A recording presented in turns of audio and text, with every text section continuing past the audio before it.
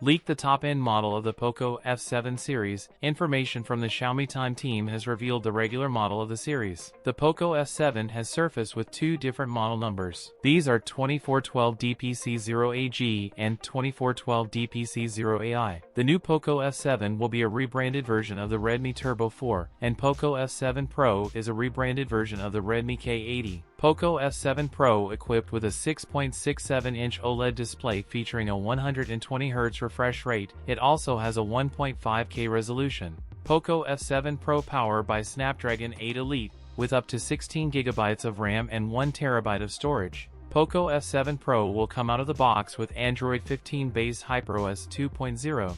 Poco F7 Pro equipped a 50-megapixel main camera, 8-megapixel ultra-wide 2-megapixel macro, and a 16-megapixel front camera. Other notable features include Wi-Fi 6, Bluetooth 5.4, and a 5000 mAh battery with support for 120-watt fast charging. The Poco F7 series was announced in May 2024. That's it for today's video. If you enjoyed it, don't forget to like, comment, and subscribe for more content. Thanks for watching, and I'll see you in the next one.